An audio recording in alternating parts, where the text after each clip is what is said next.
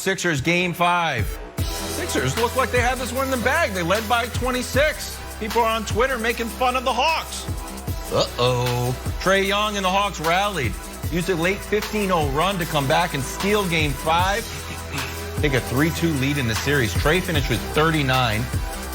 Shockingly, Embiid and Seth Curry, the only Sixers to make field goals in the second half. Not good. Philly's abysmal fourth quarter cost them the game. Now it might cost them the series. Nick, who's to blame for this disaster? Oh, long list of people. Listen. When Embiid went 0 for 12 in the second half of the Game 4 disaster, when they blew an 18-point lead, I said I thought Ben Simmons' second half was even worse because he only took one shot. Well, last night in the fourth quarter, Ben Simmons took 0 shots. He has taken 0 fourth quarter shots in the last 2 games. That ain't great. Tobias Harris, who gets paid like a superstar, scored 4 points. That ain't great. Embiid slowed down again at the end of the game. He had a brutal fourth quarter. That ain't great. But, and I hate to do this, I have seen this game before. There is one common denominator, and that is Doc Rivers. This exact game happened 6 years ago. Game 6, Clippers-Rockets in Los Angeles, fourth quarter, 40-15 Rockets with James Harden on the bench for it. Josh Smith and Corey Brewer lit your house on fire. Last night in Philadelphia, Game 5, 40-17 Hawks. After you blow an unblowable 18-point lead the previous night, you up the ante. You're up 25 with 14 minutes left in this game. 25 with 14 minutes left, and you lose. And at some point, you got to be like, all right, so Doc Rivers, we're at 4 Game 7 losses. I think 3 of them are at home. You're at 3 Game 7 home losses, 3 3-1 series leads blown, another 4 3-2 series leads blown. You had the debacle, the Clippers-Thunder game where you're up 10 with minutes left in the critical game of that series. So many instances of you having not only big leads in a series or a game, but the better team, the unquestioned better team, and you can't land the plane. Brandon, this team has been my pick all year to come out of the East. And as I understand Embiid's hurt, but he's at least playing. So that should benefit them. But my concern, and I've said it, it hadn't been enough to take me off the pick, is they have been so bad closing quarters and finishing opponents off. They're bad at the end of quarters, and they so often let 18-point leads turn into 8-point leads. Now, they typically win those games. But this series should be over. They should have won it 4-1. Instead, they're down 3-2 because they have blown back-to-back impossible leads. So a lot of this has to fall on the coach. 100%. But I also feel like, I mean, where are your leaders?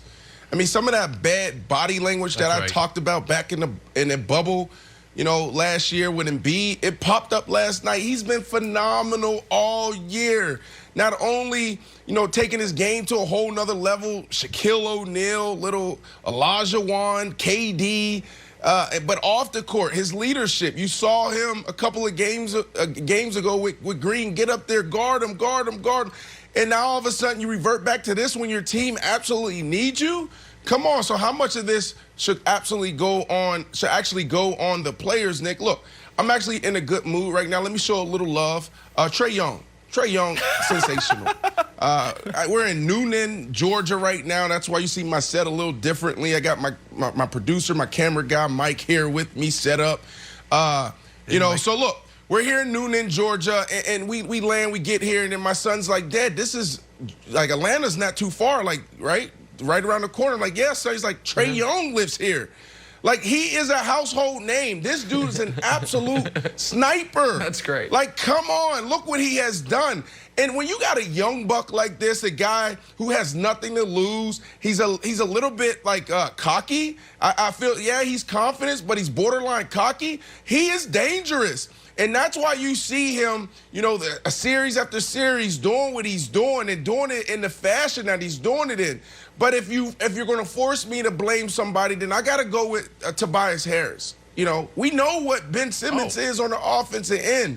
But for you to be one of the first players since the merger to average 19 points, but then get to the playoffs and have multiple games where you have fewer than 5 points, that is a problem. Come on, buddy. We know you have game. We know you can score the basketball. But where are you at right now? So if I had to blame someone, Wild, I got to go with Tobias Harris. These are back-to-back games where you haven't done anything. Help out Embiid. Embiid, this is a dude you know is struggling. Deep into games, he can't carry you. Throughout the year, he wasn't playing these type of minutes. He wasn't playing back-to-backs. So now you're asking him to do this, and that's why you're seeing him wither away in the fourth quarter.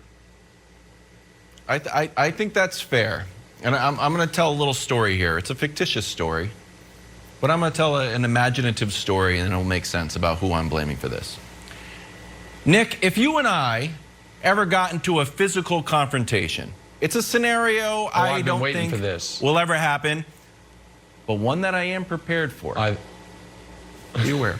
And I'm winning by a lot early on. I'm winning by a lot. And all of a sudden, you just grab a fistful of hair and start yanking me around. I'd say, you know what? That is a lame move, but that is an effective move, and that is a demoralizing move, and you just wouldn't let go.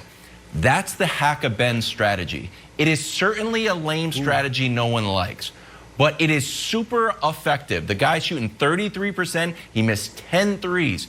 And the fact that Nate McMillan started doing this down 20 at the end of the first half, that sent a message to his own team that's like, you know what? We are not out of this. We are still going to utilize this strategy. Wow. And I think it's so demoralizing for Ben, and I think it's demoralizing for the whole team itself. Look at the fan right here. I think it's brutal for a number of reasons. It's demoralizing to the team where I feel like Ben feels like there's a lot of pressure. It also screws up the flow of the game. It doesn't burn any clock. You get the ball back fast. And when Ben has to go off the game, that's when your buddy Tobias started turning the ball over. So I think, Nick, that as much as it's on Doc Rivers not out there anymore. He doesn't play basketball anymore. It's Ben Simmons who's missing 10 free throws. It's Ben Simmons whose game has not improved offensively since LSU. And I know we all like Ben, and we root for him, but there's a certain point where you have to be like, buddy, it's the playoffs. They're free shots. You're shooting worse than Shaq. Let's not blame Doc Rivers. Well, it's the worst free throw shooting. Last thing. I'm sorry, I'm piling on. Go ahead. Yeah.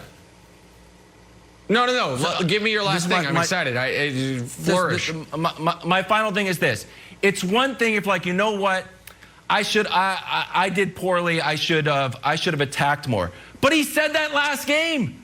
So then it came down and you had a rerun. You already used up your excuse. Yeah. If it happens once, that's fine. But you're not following your own advice. It is wildly frustrating, especially because I root for Ben.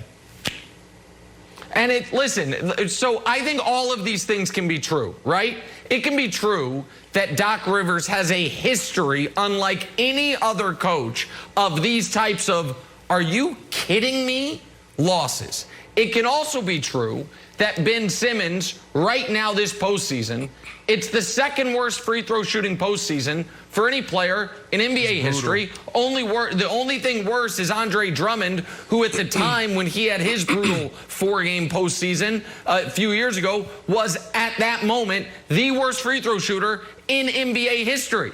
Ben Simmons, it has become more than an Achilles heel because it is affecting everything he does. He doesn't want to touch the ball. He doesn't want to drive to the basket, and he won't shoot jump shots. Man. He's your point guard.